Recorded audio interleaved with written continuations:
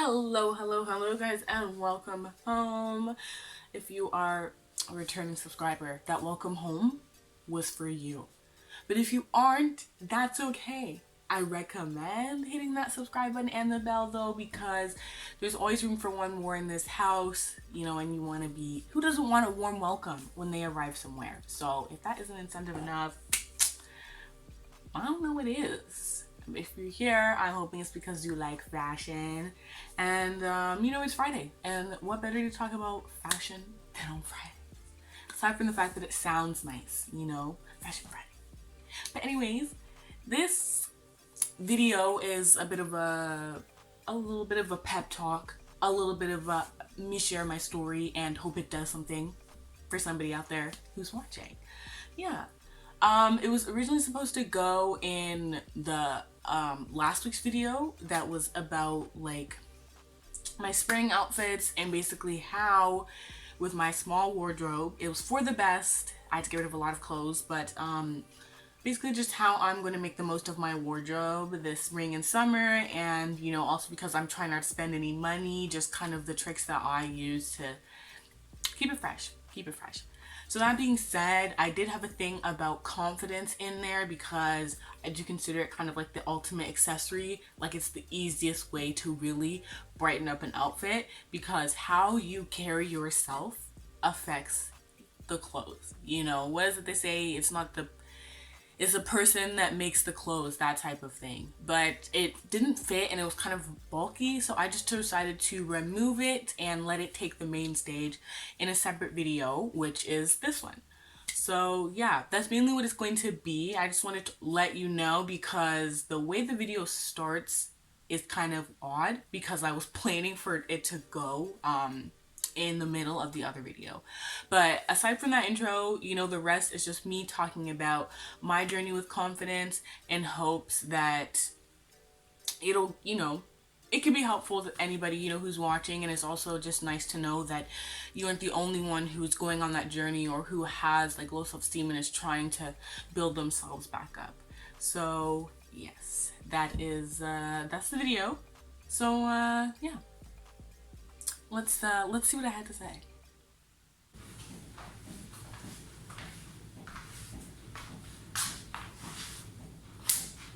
Hey there. So you made it this far in the video, so clearly you want to talk about confidence. I know. You've heard it before. Confidence is the key. But the key to what? The key implies that there's then a door. So where's the door? The door of confidence. Nobody ever talks about that. This is something philosophers have tried to figure out. Something we're going to try to figure out. In the short amount of time we have in this video. So buckle up. So we're talking about confidence, the ultimate accessory, if you will. I feel like humans have like a sixth sense when it comes to confidence. When people are really carrying themselves with love because they love themselves, or they're just owning that outfit, we can tell. I don't know, see it, sense it. There's just something about when people are confident, the way they carry themselves and thus wear the clothes, it makes an impact, it makes an effect. And if that isn't the whole video, how to make an impact on your outfit without spending any money, so I feel like confidence is in that realm. You may not necessarily have to spend money to get confidence, but it is going to take a little time. I would say that. Confidence is something I myself had to learn how to gain, and I think that's something I want to make very clear right away, that I personally believe that confidence is a skill, and all skills can be built and developed. I'm not saying it's going to be an easy route or it's going to come quick.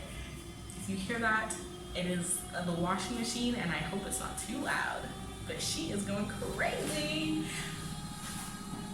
But it can be gained, it can be built, and it's not going to come easy, but I don't think that means that it's not worth it or it's not possible. I say that, but I have definitely, for a long period of time, I'm only 20, that's not that many years. However, I feel like it's only been in the past 2 years that I really feel like I've had true confidence, because it's coming from a place of love, like love and care for myself, and that's something that I'm personally still working on. But I guess want to share my kind of journey a bit up until this point, in hopes that you'll believe me when I say that you can gain confidence, and just to know that you aren't the only person out there, because it can definitely really feel like you're the only one that feels like that, right? So for me, like, I was like very good at like putting on a facade. So I feel like if anybody who knows me or like has known me in like elementary school or high school is watching this video, I feel like they might be like, Hannah, are you sure this girl? Because I would always walk around like I was that chick. Nobody could say anything about me. I'd be like, good, say that. I don't care. Not that I was ever getting into a fight, but I just had like bravado, like that's the word. I was just like, I'm that chick, I know I look good, you can't tell me different, da da da. But on the inside, turmoil. I was on the hate train. I was the conductor, the maker, and every single passenger on that train of hatred for myself. Like, it was just like, there was like so many things that contributed, to it. But, everybody, I'm not like a therapist, let me say that. So like, I'm not trying to self-diagnose or say like this is the root cause of like all low self-esteem, all of that. But I just feel like in my personal experience, like I just didn't like myself. So there was no reason, to feel confident in myself when I feel like I didn't have anything to be like confident over. I didn't feel like I could carry myself with any sense of like pride or like dignity, because I would just like, I was my number one hater. I'd be like, look at you in this skirt. You saw whoever, wearing a skirt and they look so good and they look so comfortable. Why can't you be like that? It was like a lot of stuff like that. Like definitely, comparing myself to others, or just tearing myself down before I even got the chance to leave the house to go compare my shirt to someone else's shirt. Like sometimes I never made it out the house, right? So for me, how I guess I kind of started going on my journey to, step away from that. And I guess I talk about this not necessarily with uncertainty, but it's just because I feel like I'm still very much on this journey. So I feel like I'm just trying to like not set anything down as concrete, and just really impart the stuff that this kind of helped me, get to where I was. So, or where I am now, currently. I would say I have seen like various like counselors and stuff that definitely did like help me on this journey. And even if maybe you feel you aren't the type to go to counselors, I still feel like still look for some type of external, like me before I ever even went to counselors and I even knew what counseling was.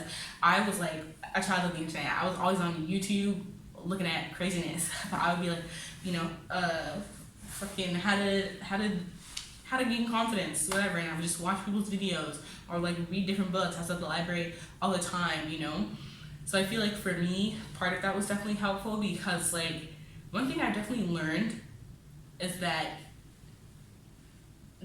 low self-esteem, that voice that tells you to not like yourself, cannot be trusted. So when it's you and yourself in your head, and you already kind of have an untrustworthy narrator in there, you can't always rely on yourself, right? So that's what I mean, in the sense that it's good to get external help, to see somebody else's point of view, to hear someone else's journey or their tips or how they dealt with it. Because for me, it gave me a fresh perspective, and it just, I was trying like all different like crazy like tips. Like I don't know why. I was like reading self-help books, and I was literally like 10, like I don't know. But it did work for me. So I guess I can't knock it too much. But for me, the most important thing was, as I said before, about that untrustworthy narrative, is the fact that like when you hear negative messages for so long, especially when you're in that very vital 0 to 7 years old prime time, you hear it so much, and then it morphs into your own voice. That's the thing about the human brain. As strong as it is also very susceptible to being influenced, especially when you are so young. So that's like the part of it. I guess the main part of it, and the main part that I struggled with, is that I felt these things because I was thinking like they were coming from me, right? So it's like, I didn't have any reason to believe they were lying, So I feel like as I kind of got older and I started to see the counselors and just talk to them about like my life and my family situation and all of that, they kind of guided me to the fact that like, are these voices yours, or are these voices people in your life or messages you have seen repeatedly or picked up along the way, and over time they just morphed into your own voice, For me, like I there was very few like Black kids at my school, or even just people of color in general. And even though like there's obviously like, not all of the kids, but most of the kids were very nice, and none of them like went out of their way to kind of put me down or make me feel bad for the color of my skin. There was a couple incidences, but I feel like at the end of the day, like I still knew, you know what I'm saying? I had eyes, I noticed. So I felt like I had to change myself. I felt like I had to change myself to fit in. And that idea that I wouldn't be accepted because of the color of my skin, I didn't make that up. That didn't come from nowhere. That's just all the ways, that we see roy-ism trickle down, okay? Even to the point where it's affecting me in grade 1, So did I have some very like direct events where people were like, I see the color of your skin and I don't like you for it and I'm going to make it known? Is that something that I definitely took with me? And eventually that was a voice that became my own, subconsciously, right? But it's just even like the explicit messages, things that weren't being outright said, those are still things that I took and that I noticed, and those eventually became voices that I thought were my own, telling me, maybe you shouldn't act so Black. Maybe you need to like tone it down. You don't want to be seen, you don't want to be ghetto, right? I know you love the color purple, but this is just too bright. Don't go with this one, right? So that's just one example. Unfortunately, I had a lot of people in my life at a very young age that really, for whatever reason, just said a lot of things to me that I carried with me, right? So again, you carry it with you, and you don't know that it's not your own voice. And that's important because it matters where these voices are coming from. Because, once you can kind of figure out and say, okay, am I really saying this, or is this something that I heard from so-and-so? Or is this something that, could be that internalized roy-ism, that I'm carrying with me, And then I feel like once I do that, I can say, well, what could be this voice's intentions?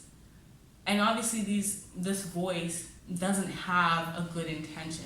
This intention was to make me feel bad for whatever reason it was, And then for me, I felt like I could kind of, this again, like it sounds cheesy, but I really don't know how else to describe it, but I guess take my power back, because I had this voice coming in and I felt like I had to believe it. But then, once I started to really look at this voice and say, who is it coming from, and why? And I could go and say, well, you know what? Why would I listen to someone who's intentionally trying to hurt me? Why would I listen to this voice that is not my own and is clearly just here to lie? And all of a sudden it wasn't my voice anymore. It was my voice and this evil gremlin in my head who hated me and wanted to ruin my life, And once I made that, distinction, I would just kind of go throughout my day and I would just be like, is this me or is this the gremlin? Is this me or is this the gremlin? And it might sound weird, but for me, I'm like, I needed to make that distinction, because if I felt that was coming from me, then you know what I'm saying?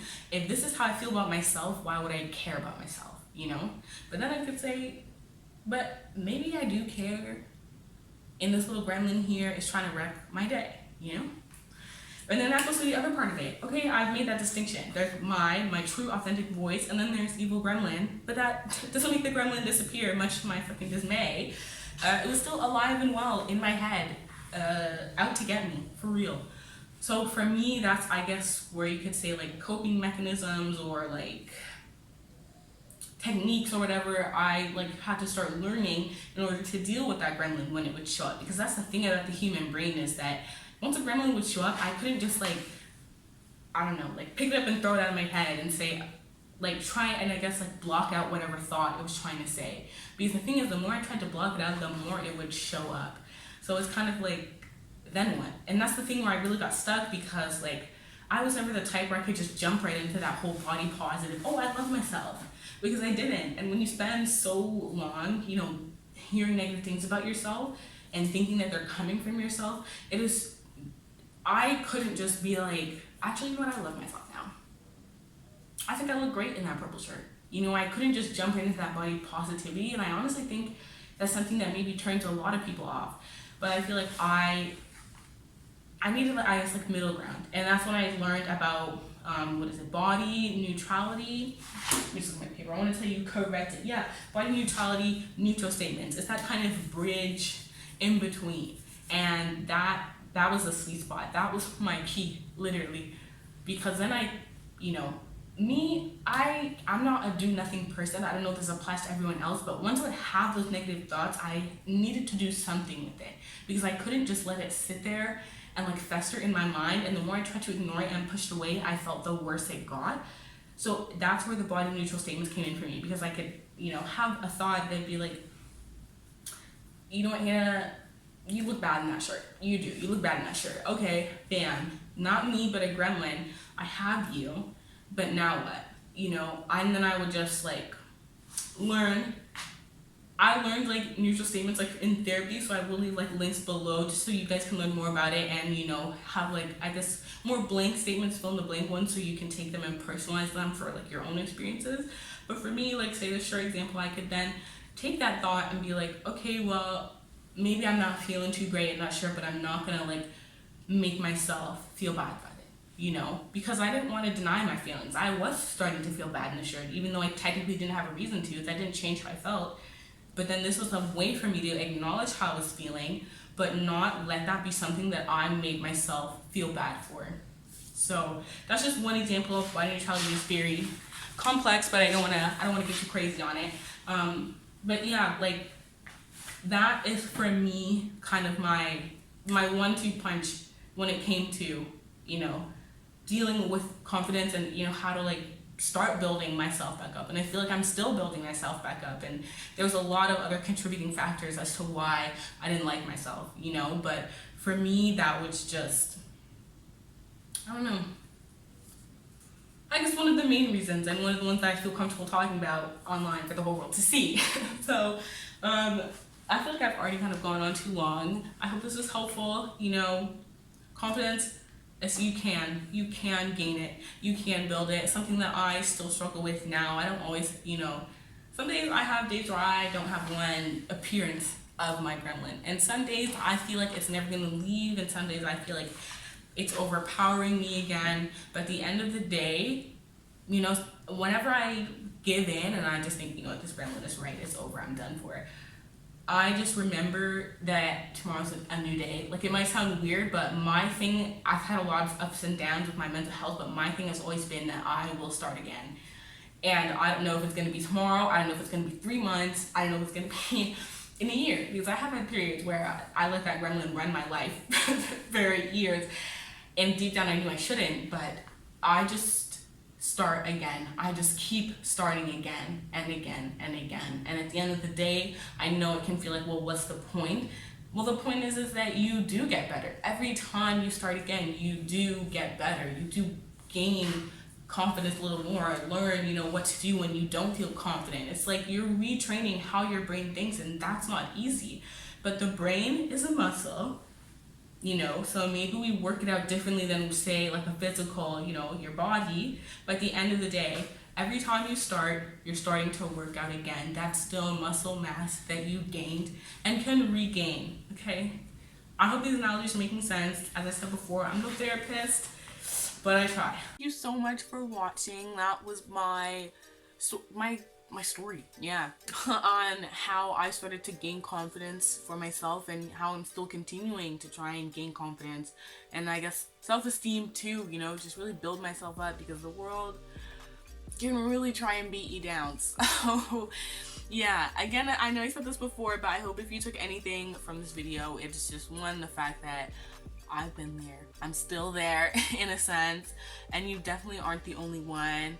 I'm no professional, but my DMs, they're there. Hannah's house, even on TikTok, I feel like I'm a good listener. So yeah, I mean, if you ever just, I guess, want someone to talk to, I'm here. Or just someone to make you laugh. I be posting pretty funny stuff on my pages, and also I think in general I'm kind of funny. Not to toot my own horn or anything, but yes, thank you so much for watching. I will see you guys next Friday, maybe. Not to say that I won't post, but a friend kind of gave me an idea, so I'm wondering like if I should post on the same day or just keep Fridays for fashion only and pick another day. I don't know yet, but just a little something to get you excited, to let you know that I've got a little something in the works there. But I definitely will be posting it next week for sure. But you know, is it fashion? Maybe not though. Maybe not. I gotta switch it up. I gotta keep it on your toes. And you know what? Maybe just time to expand the house so far. You know, we've only seen one room in the house, you know. And it's a big house. That's why there's always room for one more. Anyways, enough spiel, enough blabbing. Bye, have a great week.